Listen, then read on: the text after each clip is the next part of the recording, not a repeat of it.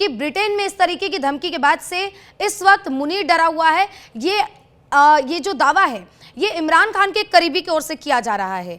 और क्या मुनीर की ताकत महज इतनी है कि एक महिला द्वारा एक भाषण के दौरान एक शब्द कहे जाने से वो बुलेट प्रूफ जैकेट पहनकर अब घर से निकलने को मजबूर है? मैं ये नहीं कहूंगी कि उनकी ताकत सिर्फ उतने में सिमट के रह गई कि एक महिला ने अगर कोई बात कह दी तो उससे वो घबरा गए। मैं कहूंगी कि उनकी दहशत इतनी फैल गई है, उनके खिलाफ अगर कोई शब्द कहा जाता है तो ऊपर से नीचे जितने छोटे से छोटे कर्मचारी से लेके बड़े से बड़े कर्मचारी तक हिल जाते हैं कि अगर उनके कान तक ये बात पहुंचेगी और उस पर कोई एक्शन नहीं होता नजर आएगा तो उनके नीचे, उनके पैरों के नीचे की जो कुर्सी है वो हिल जाएगी। तो इनकी दहशत बहुत बड़ी फैली हुई है। और ऐसा तो है नहीं कि ये पहली बार कहा गया है, ये तो सड़कों पे भी कहा गया है, ये तो कई सारे नारों में भी कहा गया है।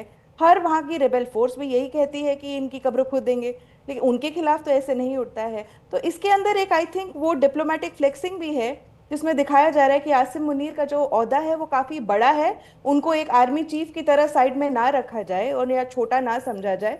वो एक पॉलिटिकल लीडर भी हैं, चाहे वो पॉलिटिकल पोस्ट होल्ड करते हों या ना करते हों। वो इस वक्त मेरे हिसाब से पाकिस्तान के बेताज बादशाह या नवाब ऑफ पाकिस्तान भी कह सकते हैं हम्म। उनको, उस तरह की गद्दी संभालते हैं। और जैसे जिया उल हक के साथ आपने उनकी कंपैरिजन करी, बिल्कुल सेम कंपैरिजन है।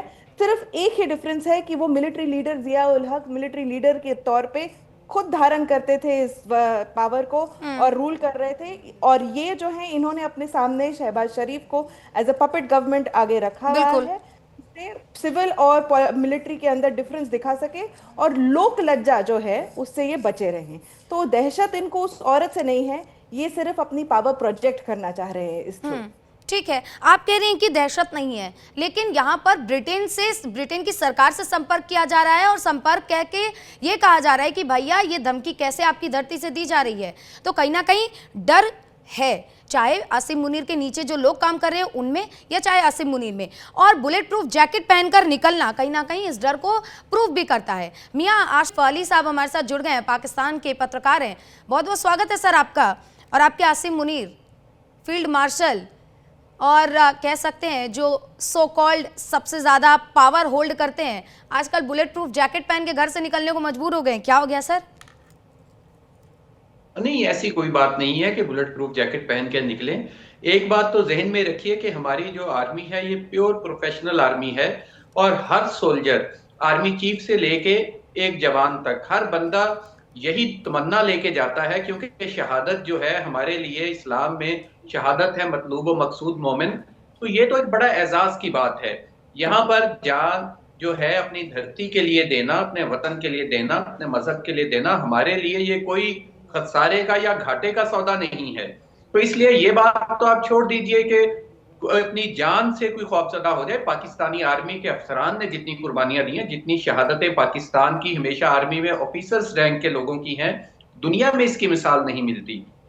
तो इसलिए खौफजदा होने वाली तो कोई बात है ही नहीं नहीं। सर, इस और बात से तो मैं हमेशा इत्तेफाक हमारे रखती हूँ। जिस तरीके से बीएलए लगातार हमला कर रहा है और आपकी सेना को ऐसे मरने के लिए छोड़ दिया गया, इस बात से मैं बिल्कुल इत्तेफाक रखती हूँ कि पाकिस्तान के जो सैनिक हैं वो जान देने के लिए तैयार रहते हैं, क्योंकि आप लोग ध्यान तो दे नहीं रहे हैं। अब सत्ता तो एक के हाथ में चली गई है, सरकार भी वही चला रहे हैं, आर्मी भी वही संभाल रहे हैं, तो इतने सारे काम होते हैं, कैसे देखेंगे मुल्ला मुनीर? बिल्कुल, इस बात से मैं आपकी इत्तेफाक रखती हूँ। लेकिन एक बात ये बता दीजिए, आप कह रहे हैं कि पाकिस्तान बहुत आगे बढ़ रहा है, हमारे फील्ड मार्शल पाकिस्तान को बहुत आगे तक ले जा रहे हैं, पूरी दुनिया में अब पाकिस्तान की तूती बोल रही है, लेकिन जियाउल हक से कंपैरिजन, इस पर क्या कहेंगे सर आप? देखिए, जनरल जियाउल हक से कंपैरिजन आप उस सेंस में नहीं कर सकते। जनरल साहब भी हमारे काबिल एहतराम सदर रहे हैं, पाकिस्तान के काबिल फख्र सदर रहे हैं और भरपूर आर्मी चीफ का उन्होंने दौर गुजारा है और पूरी दुनिया उनका लोहा मानती रही है।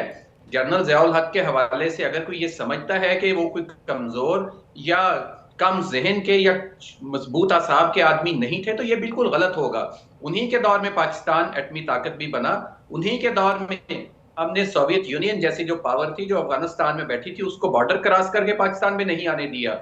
उनके ऊपर ये मैं समझता हूं कि पाकिस्तान को हमेशा गर्व रहेगा। लेकिन उनको और जनरल आसिम मुनीर को आप कंपेयर कर नहीं सकते, क्योंकि जनरल जिया जो थे हादसाती तौर पर उस वक्त के हालात के कारण उनको सदारत भी उनके पास थी, हुकूमत उनके पास थी।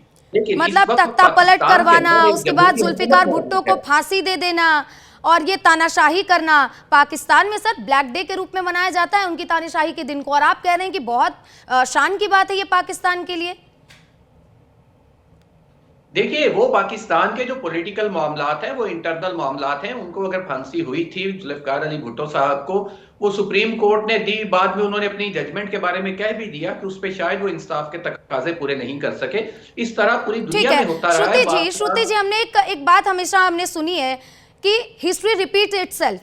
क्या ये वही इतिहास है जो एक बार फिर से दोहराया जा रहा है? जिस तरीके से जियाउल हक को लेकर अब चर्चा है, आज के समय में इमरान खान को उसी तरीके से जेल में डाला गया है, अत्याचार पर अत्याचार मियां बीबी दोनों पर किया जा रहा है। वही पुराना वाला सीन जब जुल्फिकार भुट्टो को जेल में डाला गया, उसके बाद फांसी दे दी गई, यानी कि किसी एक आदमी से ऊपर अब कुछ नहीं रहा। जी, इतिहास तभी आपको रिपीट करता हुआ नजर आएगा जब आप देखेंगे कि इतिहास से आपने कुछ सीखा ना हो।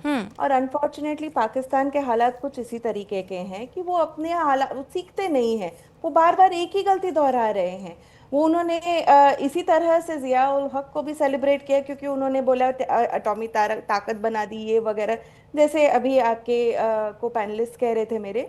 तो ये सब चीजें आप गिन रहे हैं, इस तरह से आप आसिम मुनीर के भी गुणगान करेंगे, पर अगर आप ये देखें कि आपके हर बॉर्डर पे जो है वहाँ पे जंग छिड़ी हुई है आपके खुद के लोगों के ऊपर। अगर आप बलूचों को अपना मानते हैं, बलूचिस्तान पाकिस्तान का हिस्सा मानते हैं, तो ये भी मानना पड़ेगा कि उन पे आप लोग के लोग एयरफोर्स ने अभी भी कुछ महीने पहले आपके बम गिराए हैं। आपको ये भी मानना पड़ेगा कि केपीके के अंदर आपके लोगों ने वहां पे दहशत फैला रखी है। आपको ये भी मानना पड़ेगा कि पश्तूनों के साथ आप गलत कर रहे हैं। आपको ये भी मानना पड़ेगा कि सिंध के लोग भी आपसे चिढ़े हुए हैं। तो अगर इतने सब जगह पे आसिम मुनीर के अंदर के रहते हुए, उनका सुपर पार्लियामेंट्री कंट्रोल रहते हुए अगर ये हो रहा हो, तो आपको ये मानना पड़ेगा कि ये सब कुछ सही नहीं है। और ये सब चीजें एक ही तरफ जा रही हैं कि पाकिस्तान जो है बहुत डेलिकेट नेशन की तरह खड़ा हो गया है फिर से। इकोनॉमिकली तो वो है ही, पॉलिटिकली भी आपने एक फ्रंट खड़ा कर रखा है जिसके जो खुद आके आपको इंटरनेशनल टीवी पे बोल रहे हैं कि भाई हम मिलिट्री और सिविल साथ में मिलके चलाते हैं। ये पहला देश है जो बोल रहे हैं कि मिलिट्री हमारा देश चला रही है हमारे लिए। तो लोग पार्लियामेंट चलाती है, लोग अपने डेमोक्रेसी चलाती है, कहीं मिलिट्री नहीं चलाती है। मिलिट्री का काम दूसरा रहता है। अगर मिलिट्री देश चला रही है तो फिर आप समझ सकते हैं ये मिलिट्री रजीम ही है।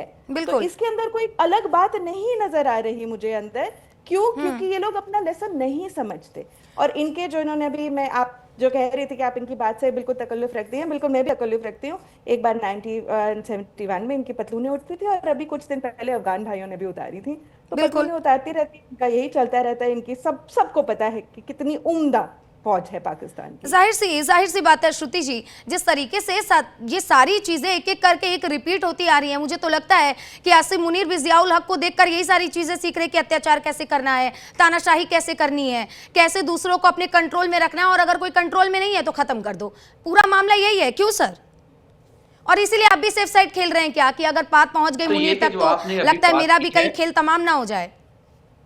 कि पाकिस्तान में जिस तरह शरूती जी ने बातें की हैं कि पाकिस्तान में शायद पता नहीं हालात कितने खराब हैं, क्या हो रहा है, बलूचिस्तान में क्या हो रहा है या केपीके में क्या हो रहा है, सिंध में क्या हो रहा है, तो लेकिन ये पाकिस्तान में लोग बहुत परेशान होंगे। मेरी आप सिचुएशन देख सकते हैं, मैं इस वक्त भी बैठा हुआ पकौड़े खा रहा हूँ, बड़े मजे से खा रहा हूँ।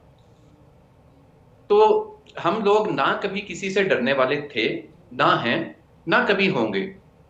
दूसरी बात ये, ठीक है सर, आप पकौड़े खाते खाते एक और जवाब दे दीजिए। ये कुछ दिनों पहले इशाक डार ने एक राजदूतों की फौज बुलाई थी जहां वो कह रहे थे भारत ने पानी रोक दिया है, हमारा फसल कैसे उगेगा, पाकिस्तानी तो भूखे मर जाएंगे। क्यों कह रहे थे सर? जब डर है ही नहीं, जब आप लोग के पास भरपूर पानी, भरपूर खाना, सब कुछ है, तो फिर राजदूतों की फौज क्यों बुलाई थी?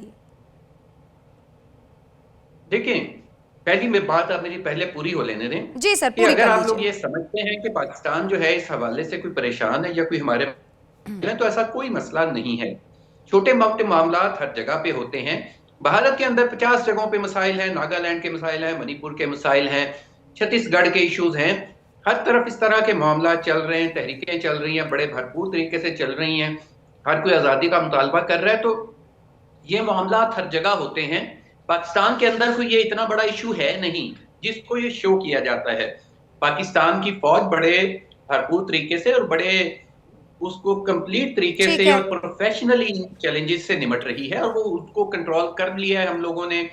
सिर्फ इतना मसला था अफगानिस्तान के साथ कि वहां से जो इनको सपोर्ट किया जा रहा था, पिछले दिनों जिस तरह अफगानिस्तान के अंदर जाके हमारी फौज जवाब दे के आई है, हम्म।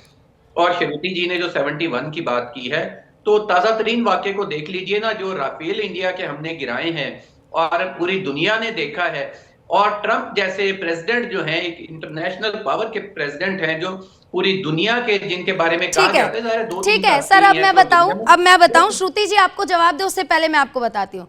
सर, भारत ने प्रधानमंत्री को जेल में नहीं ठूस रखा है। सर, भारत ने किसी को अपनी आजादी के लिए लड़ने के लिए या लोकतंत्र खतरे में नहीं डाल रखा है। यहाँ के प्रधानमंत्री तानाशाही नहीं करते। तीसरी बात नोट कर लीजिएगा, यहाँ पर लोकतंत्र बहुत अच्छे से चल रहा है। यहाँ पर पत्रकार भी बिल्कुल फ्री हैं। आपकी तरह उनकी जुबान बधी नहीं है कि आपको मुल्ला मुनीर के अगेंस्ट नहीं बोल सकते, आपको उनके हक में ही बात करना पड़ेगा। यहाँ सब फ्री है सर, यहाँ पे आप चिंता मत कीजिए, आप उसकी चिंता कीजिए। आप तो पकौड़े खा रहे हैं सर, जरा आवाम की चिंता कर लीजिए। आवाम जो भूखे मर रही है, आवाम जो महंगाई से परेशान है। और कुछ गिनाऊं सर? और आपने राफेल की बात की, श्रुति जी आप जवाब दे उससे पहले मैं आपको बताती हूँ सर। एआई का जमाना है, मानते हैं कि आपने अमेरिका से पैसे ले रखे हैं, सऊदी से पैसे ले रखे हैं, आपने चाइना से पैसे ले रखे होंगे, उनका सही इस्तेमाल तो कर लीजिए। कम से कम एआई वीडियो बना के आप कितना आप खुद को आप दिखाएंगे कि भैया हमने राफेल गिरा दिया, राफेल गिरा दिया।